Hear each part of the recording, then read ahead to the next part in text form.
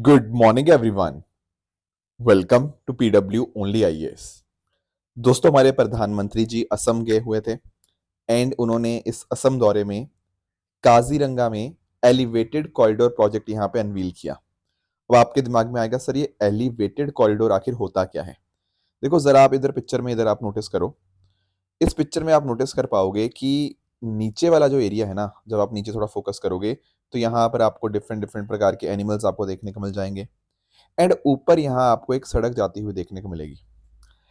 अब दिक्कत पता क्या आती थी पहले, कि अगर मान लो हमने एक जगह से सड़क निकालनी है तो हमें कहीं ना कहीं डिस्ट्रॉय करना पड़ता था वहां पे जंगलों वगैरह को, उसी के बीच में से सड़क निकालनी पड़ती थी और ह्यूमन एनिमल कॉन्फ्लिक्ट के चांसेस बहुत बहुत ज्यादा बढ़ जाते थे। पर अब देखो ये जो एलिवेशन हमने बनाया है कि सड़क ऊपर जा रही है, ये पशु आराम से, जो भी आपके एनिमल्स हैं ये आराम से नीचे से मूव करते रहेंगे। इनकी मूवमेंट में बिल्कुल भी कोई बदलाव नहीं होगा। ये बिल्कुल वैसे ही मूवमेंट करते रहेंगे। इनके जो कॉरिडोर्स होंगे वो बिल्कुल चेंज नहीं होंगे। तो इससे फायदा क्या होगा सर? फायदा ये होगा कि एक तो इनका जो मूवमेंट था वो बिल्कुल किसी डिस्टरबेंस के बिना होगा। दूसरी बात, ह्यूमन एनिमल कॉन्फ्लिक्ट है वो कम हो जाएंगे। साथ ही साथ कोई एक्सीडेंट वाले केसेस जो हैं वो भी हमें यहाँ पे नहीं देखने को मिलेंगे। तो इस तरह से टोटल 7,000 करोड़ का लगभग ये एलिवेटेड कॉरिडोर प्रोजेक्ट आपको काजीरंगा में देखने को मिल जाता है। एंड इनफैक्ट वहां पे बात करें, अगर हम वन हॉर्न राइनोस जो आपको देखने को मिलते हैं, बहुत ज्यादा इंपॉर्टेंट बन जाता है उनको हमें यहाँ पे प्रोटेक्ट करना। एंड इनफैक्ट प्रधानमंत्री जी ने, जो असम के सीएम हैं हिमंता बिश्वा शर्मा जी, उनकी काफी तारीफ भी करी कि काजीरंगा में प्रोटेक्शन के लिए काफी काम हुआ है। जो इलीगल पोचिंग पहले हुआ करती थी, उस इलीगल पोचिंग को यहाँ पर रोकने में काफी हद तक कमी आई है। राइट। प्लस प्लस साथ ही साथ उन्होंने यहाँ पे थोड़ा ऑपोजिशन को भी यहाँ पे बोला, क्योंकि देखो चुनाव भी आ रहे हैं, तो उस कॉन्टेक्स्ट में कि किस तरह से घुसपैठिए घुस रहे हैं देश के अंदर, उनको यहाँ पे रोकना बहुत जरूरी है। तो वो सब तो देखो चीजें हैं जो कि पॉलिटिक्स के हैं। अब बंगाल में इलेक्शंस हैं, असम में इलेक्शंस हैं, तो ये सब तो होना ही होना है, ईडी की एंट्री होनी ही होनी है। तो उन सब में हम जाएंगे नहीं। ठीक है। बाकी जो मुद्दे हैं काजीरंगा के रिगार्डिंग, ये आपको क्लियर होना चाहिए। दोस्तों, डेट है आज की 19 जनवरी 2026 एंड आप सभी का स्वागत है आज के प्रीलिम बूस्टर न्यूज डिस्कशन में। स्टार्ट करेंगे पहला topic, that is regarding Shaksgam valley. देखो, मैं आपको यहां मैप दिखा रहा हूं, but let me make this thing very very clear. Jammu Kashmir Bharat का अभिन्न हिस्सा है, पूरा का पूरा जम्मू कश्मीर, इसमें किसी को कोई डाउट होना ही नहीं चाहिए।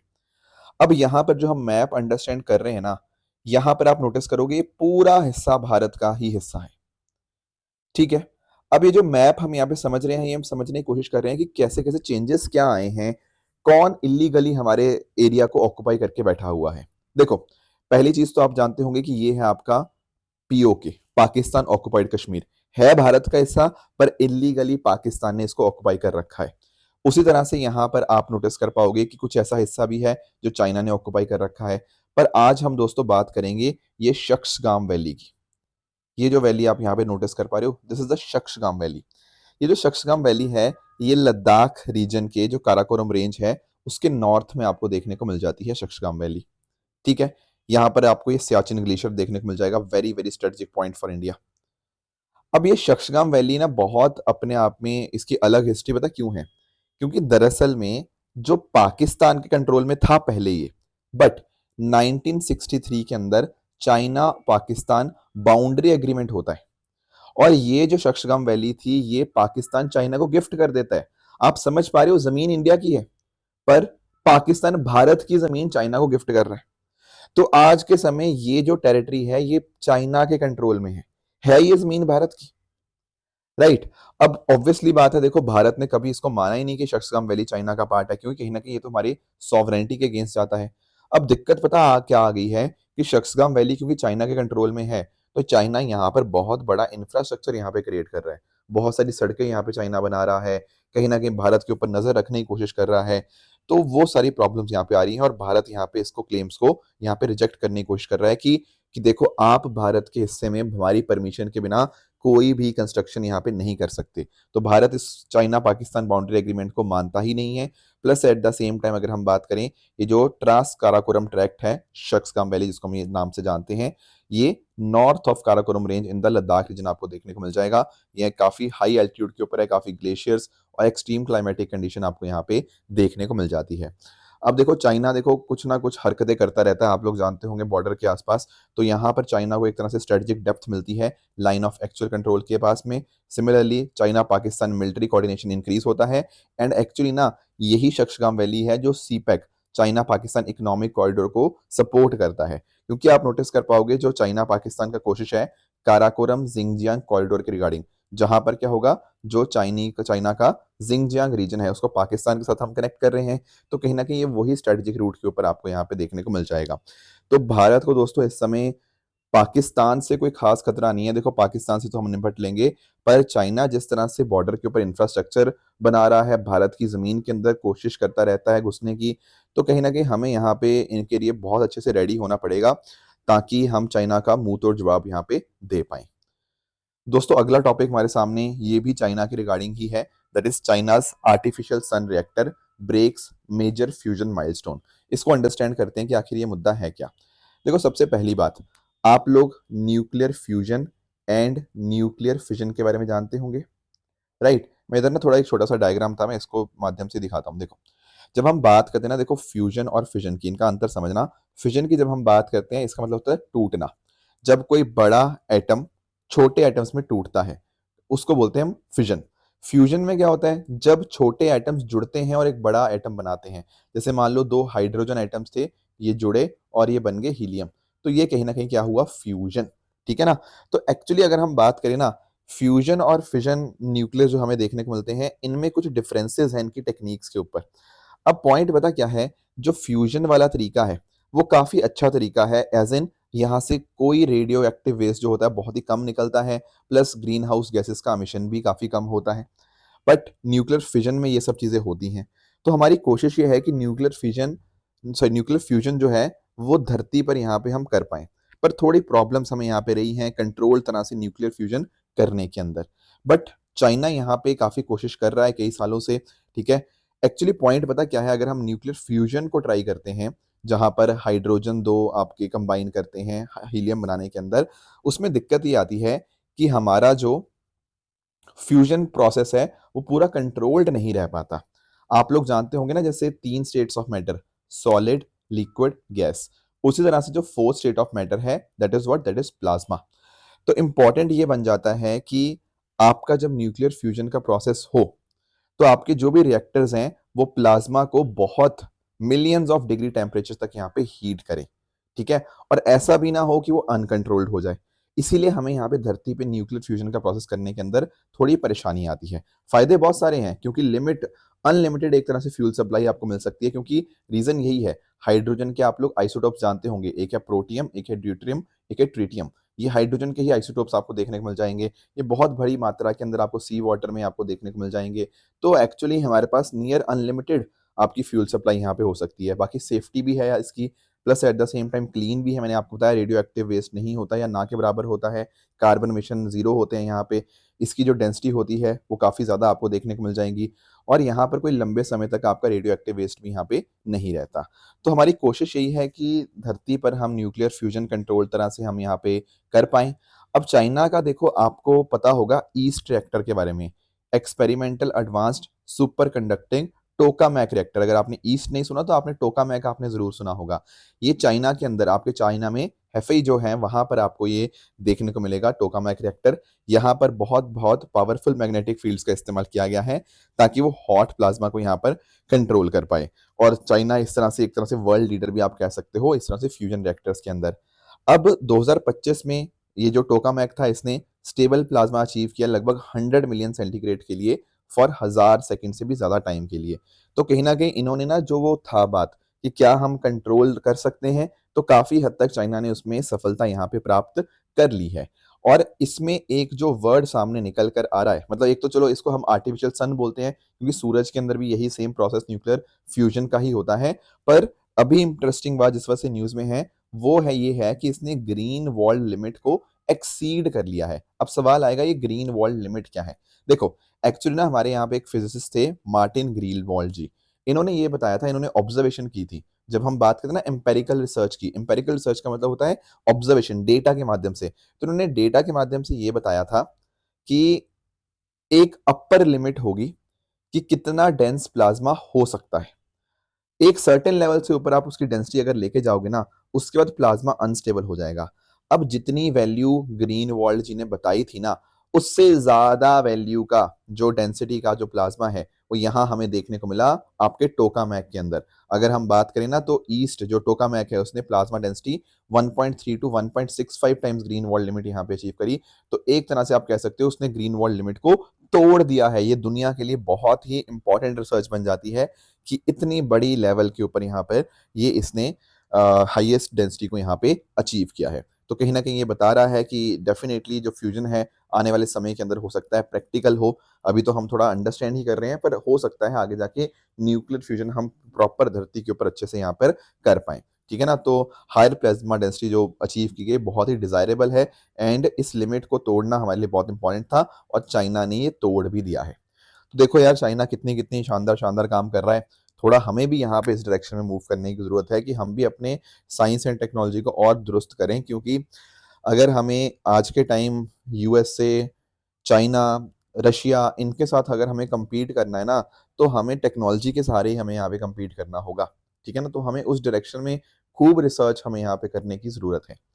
नेक्स्ट आएंगे अगले टॉपिक पे, that is India Israel centre of excellence for fisheries and aquaculture.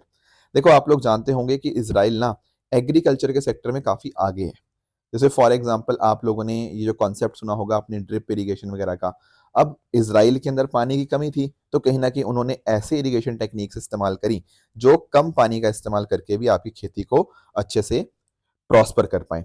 तो इंडिया ने ऑलरेडी एग्रीकल्चर की फील्ड में इसराइल के साथ बहुत सारे एग्रीमेंट साइन कर रखे थे। अब यहाँ पर भारत और इसराइल के बीच में एक और डील हुई है, जहां पर इन्होंने सोचा है कि फिशरीज और एक्वाकल्चर सेक्टर के अंदर भी हम यहाँ पे अपनी जो कॉपरेशन है उसको बढ़ाएंगे। अभी हमारा दूसरा ग्लोबल समिट था on blue food security Israel के अंदर, वहां पर इंडिया और इसराइल के बीच में ये डिक्लेरेशन हमें होता हुआ देखने को मिला है। अब इसमें क्या होगा, हमारा फोकस रहेगा रिस्पॉन्सिबल फिशिंग के ऊपर।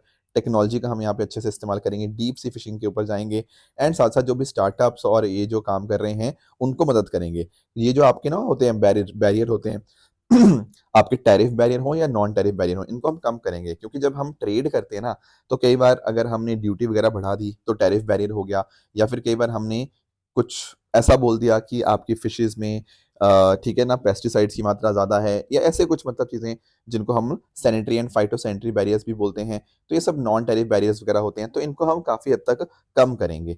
एंड इसीलिए ना भारत और इसराइल ने सेंटर ऑफ एक्सलेंस यहाँ पे एस्टेब्लिश किया है। अब इसमें आप नोटिस करोगे इनके अंदर पता क्या होगा, रिसर्च होगी। जैसे फॉर एग्जांपल एक है recirculating agriculture sorry aquaculture system. इसमें क्या होता है, देखो कई बार आप लोगों ने देखा होगा कि वाटर मतलब फिशिंग की जाती है, फिशिंग है ना, फिशिंग की जाती है। अब फिशिंग में जो पानी होता है कहीं ना कहीं उसमें टॉक्सिक अमोनिया वगैरह आ जाता है, कुछ वेस्ट वगैरह आ जाता है, तो उसको फिल्टर करके वापस से उसी एरिया में इस्तेमाल कर ले जाएगा। तो पानी में फिल्टर लगाए जाएंगे एक तरह से, तो पानी रीसर्कुलेट होगा एक तरह से। तो कम पानी में भी आप अच्छे से फिशिंग कर पाएंगे। इसकी टेक्नोलॉजी हमें इसराइल के साथ हम मिलकर और बेहतर बनाएंगे। फिर बायोफ्लॉक है। बायोफ्लॉक में क्या होता है, जो भी आपके माइक्रोब्स होते हैं, जो अच्छे माइक्रोब्स होते हैं, वो आपके वेस्ट को प्रोटीन रिच फ्लॉक्स के अंदर कन्वर्ट करते हैं, और हमारी जो मछलियां हैं वो उनको कंज्यूम कर लेती हैं। तो मछलियों के लिए बहुत अच्छा है। इसके अलावा केज कल्चर आपने सुना होगा, फ्लोटिंग केज जो होते हैं ना, उसमें फिश को ग्रो किया जाता है। फिर एक्वापॉनिक्स आप सबने सुना होगा। एक्वापॉनिक्स में क्या है, ये दो वर्ड से मिलकर बना है, एक्वाकल्चर प्लस आपका हाइड्रोपोनिक्स। तो यहाँ पर एक्चुअली क्या हुआ, आपके फिश जो वेस्ट है ना, वो प्लांट्स को न्यूट्रिएंट देगा, प्लांट्स पानी को क्लीन करेंगे, तो कहीं ना कहीं सबके लिए फायदेमंद हो गया। फिर इसके अलावा आपका मैरीकल्चर आपको देखने को मिल जाएगा। मेरीन ऑर्गेनिज्म जब हम उगाते हैं वो मैरीकल्चर होता है। सी वीड्स को कल्टीवेशन करना। तो ऐसे brood stock development, brood stock होता है जो हेल्दी पेरेंट्स जो होते हैं, हेल्दी फिशेस बनाना, ताकि आगे उनकी जो प्रजातियां हैं वो अच्छी यहाँ पे निकल पाएं, क्वालिटी सीड्स हो हमारे पास। तो ये सब चीज़ों के अंदर इसराइल हमारी मदद करेगा, कुछ जगह हम भी मदद करेंगे उनकी। तो इसराइल की जो एक्सपर्टीज है इन एफिशिएंट एक्वाकल्चर टेक्नोलॉजीज में, वो भारत के पास आएगी। भारत में भी अब एग्रीकल्चर, एक्वाकल्चर ये सब बेहतर हो पाएगा। तो इस तरह से हमने यहाँ पर Indo Israel centre of excellence हमने डेवलप करने का यहाँ पे सोच लिया है। अब देखो एक पॉइंट पता क्या है, भारत ऑलरेडी दुनिया का सेकेंड लार्जेस्ट फिश प्रोड्यूसर है। देखो एक ना मैं आपको लेट मी क्लैरिफाई दिस, अगर आप गूगल पे चेक करोगे या आप चैट जीपीटी या किसी से चेक करोगे, तो कहीं सी जगह आपको मिलेगा कि इंडिया दुनिया का सेकंड लार्जेस्ट फिश प्रोड्यूसर है, किसी जगह थर्ड लार्जेस्ट। ये डेटा में डिस्क्रिपेंसी है, बट मैं आपको बता रहा हूँ सेकंड लार्जेस्ट है। उसका रीजन ये है कि अगर आप हमारी फाइनेंस मिनिस्टर निर्मला सीतारमण जी की अगर आप पार्लियामेंट में स्पीच उठा के देखेंगे तो उस पार्लियामेंट की स्पीच में और पीआईबी की नोटिस के अंदर वहां पर उन्होंने सेकंड लार्जेस्ट प्रोड्यूसर भारत को ही माना है। ठीक है ना। तो अगर कोई कल को आपसे कोई पूछता है एग्जाम में तो आप सेकंड लार्जेस्ट ही इस्तेमाल करेंगे उसके अंदर। उसमें थर्ड लार्जेस्ट आप यहाँ पे नहीं बोलेंगे क्योंकि थर्ड लार्जेस्ट वाले सोर्सेज अलग हैं। जो गवर्नमेंट जो हमारी फाइनेंस मिनिस्ट्री के जो डेटा है वो सेकंड लार्जेस्ट यहाँ पे बोलते हैं। तो आपका आंसर सेकंड लार्जेस्ट ही यहाँ पे रहेगा। बाकी भारत की ब्लू इकोनॉमी इसमें बेहतर हो पाएगी एंड इस तरह से दोनों देशों के रिश्ते साइंस एंड टेक्नोलॉजी में और भी ज्यादा शानदार हो पाएंगे। नेक्स्ट आते हैं दोस्तों, अगला टॉपिक हमारा है भद्रकाली टेम्पल इंस्क्रिप्शन के बारे में। दोस्तों पिछले दिनों के अंदर हमने ना डिस्कशन किया था रिगार्डिंग जो सोमनाथ मंदिर है ना। मैंने थोड़ा सा उसकी लोकेशन को भी आपको अंडरस्टैंड करवाने की कोशिश करी थी कि किस तरह से यहाँ पर आपको एक वेरावल टाउन आपको देखने को मिलता है। ठीक है, यहीं पास में ही आपको प्रभास वतन जो एक बहुत ही इंपॉर्टेंट श्रद्धालु साइट आपको देखने को मिल जाएगी गुजरात के अंदर। अब यहाँ पर ना हमें नोटिस करने को मिला कि इसी में डिस्कशंस में एक बहुत इंपॉर्टेंट बात निकल के आई, वो थी टेम्पल इंस्क्रिप्शन के बारे में। एक बहुत ही फेमस भद्रकाली टेम्पल इंस्क्रिप्शन है। ये दरअसल में कार्व की गई थी 1169 सीई के अंदर, तो लगभग ठीक है 900 साल लगभग इसको यहाँ पे हो चुके हैं। तो इसको Gujarat state department of archaeology है जो यहाँ पे प्रोटेक्ट करता है। अब पॉइंट आता है इसमें लिखा क्या गया है। देखो इसमें ना बात करी गई है जो आचार्य भव बृहस्पति जी के लिए। ठीक है, एक्चुअली पता क्या है कि उनको एक तरह से ट्रिब्यूट कह सकते हो। ये दरअसल में जो आचार्य भव्य बृहस्पति जी है, ये दरअसल में सोलंकी या चुलक्या किंग कुमार पाल जी के जो गुरु माने जाते हैं। अब इसमें सारा बात करी गई है with regards to Bhadrakali temple inscription की, चारों युगों की बात करी गई है। सतयुग की बात करी गई कि सतयुग में कैसे टेम्पल का कंस्ट्रक्शन किया गया चंद्र सोम जी के द्वारा गोल्ड के अंदर। फिर त्रेता युग में जो रावणा थे उन्होंने सिल्वर में इसको बनाया। द्वापर युग में लॉर्ड श्री कृष्णा ने इनको वुड में बनाया। फिर कल युग के अंदर अगर हम बात करें ना तो किंग भीमदेव सोलंकी ने यहाँ पे इसको बुलाया था। फिर आगे अगर हम बात करें तो कुमार पाल जी ने पांचवा मंदिर यहाँ पे 1169 सीई के अंदर बनाया उसी जगह के ऊपर, क्योंकि वो अपने गुरु भाव बृहस्पति जी से काफी ज्यादा इंस्पायर्ड थे। तो ये सारी बातें उस पर्टिकुलर टेम्पल इंस्क्रिप्शन के ऊपर लिखी गई हैं। ध्यान रखना है कहाँ पर है, गुजरात के अंदर ये आपको भद्रकाली टेम्पल इंस्क्रिप्शन आपको देखने को मिल जाता है। बाकी इस टेम्पल इंस्क्रिप्शन में ये भी बताया गया जो जगह है प्रभास पतन किस तरह से वो एक बहुत इंपॉर्टेंट सेंटर बन चुका है सोलंकी रूलर के अंदर। एंड इनफैक्ट अगर हम बात करें ये जो बताया जा रहा है ना कि ये फिफ्थ टेम्पल 1169 सीई के अंदर बनाया गया, उनके बारे में अगर हम जानना चाहें तो ये चुलक्या या सोलंकी डायनेस्टी के बहुत इंपॉर्टेंट रूलर रहे हैं। एंड साथ साथ इन्होंने अनिहला पतक यहाँ अपनी कैपिटल से यहाँ पे रूल किया। एंड सिद्धार्थ राज की डेथ के बाद यहाँ पर ये थ्रोन पे आए अराउंड 1143 सीई। एंड अकॉर्डिंगली उन्हीं के टाइम के ऊपर सोमनाथ मंदिर का कंस्ट्रक्शन भी हो जाता है।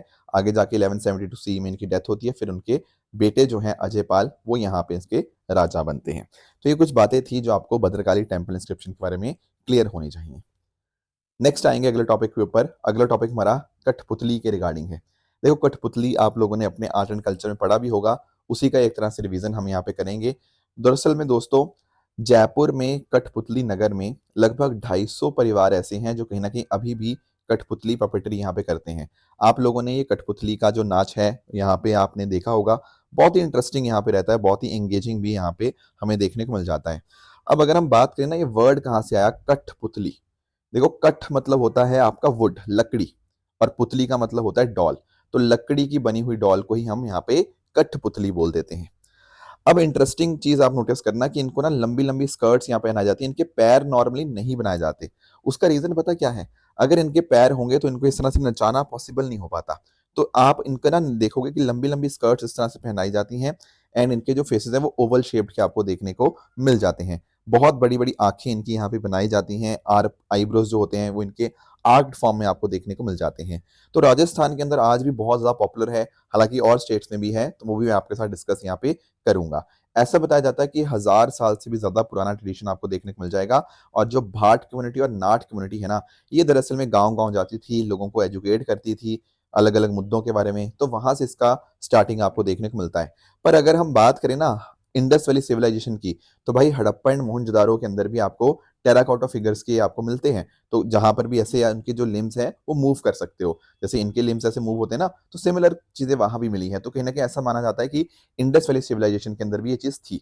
फिर अगर हम बात करें शिल्पात्करम में, यहाँ पर भी इस क्राफ्ट के बारे में मेंशन हुआ है। शिल्पात्करम आपका एक तमिल एपिक आपको देखने को मिलता है। फिर नाट्य शास्त्र के अंदर भी जो सूत्रधार है द होल्डर ऑफ स्ट्रिंग्स, क्या मतलब हुआ होल्डर ऑफ स्ट्रिंग्स का? कहीं ना कहीं वो बात पपेटरी की तो कर रहा है, राइट। अब 4 तरह की पपेटरी होती है, स्ट्रिंग, शैडो, रॉड और ग्लव्स। इस तरह के 4 तरह की पपेटरी आपको देखने को मिल जाएगी। बाकी मैंने आपको बता ही दिया कि किस तरह से राजस्थान में नगौर, चूरू, सीकर, कठपुतली नगर, यहाँ पर आपको मेजर देखने को मिलेगा। एंड एक्चुअली अगर हम बात करें ना, तो जो चारों जो टाइप्स थी ये अलग अलग जगह फेमस है। जैसे फॉर एग्जांपल स्ट्रिंग के अंदर आपका आ जाता है कठपुतली, राजस्थान में फेमस है। कुंडई ओडिशा में, गोम्बेट्टा ये आपका कर्नाटका में, बोमलट्टम आपका तमिलनाडु में। देखो ये नाम ना थोड़े याद रखने ना, ऐसे क्वेश्चन आ रखे हैं पास्ट के अंदर कि आपसे पूछ लेगा कि ये कौन सी स्टेट का आपका पपेटरी आपको देखने को मिलेगा। फिर शेडो की बात करें तो यहाँ आपका थोलू बोमलट्टा आंध्र प्रदेश से, तोगालू गोम्बेटा ये आपका कर्नाटका से, एंड रावण छाया ये आपका ये उड़ीसा में। इसके ऊपर भी क्वेश्चन आ रखा है ऑलरेडी। फिर रॉड पपेटरी की बात करें, यहाँ पर आपका पुतुल नाच west Bengal, Yampuri Bihar, Orissa rod puppets भी आपको देखने को मिलेंगे। एंड ग्लव्स के अंदर आपका पवकुथु केरला, गुलाबो सिताबो ये आपका उत्तर प्रदेश से, एंड साखी कुंडई ये आपको उड़ीसा के कॉन्टेक्स्ट में देखने को मिल जाएगा। तो ये कुछ बातें थी जो आज हमें डिस्कस करनी थी। रही बात पीवाईक्यूज की, तो यहाँ पहला क्वेश्चन है आपका रिगार्डिंग कुछ हिस्ट्री के रिगार्डिंग कुछ क्वेश्चंस हैं, इनको आप ट्राई करिएगा। एंड दूसरा क्वेश्चन है रिगार्डिंग द रोहितवाड़ी सेटलमेंट, इसका आंसर आप मुझे नीचे कमेंट्स में बता सकते हो।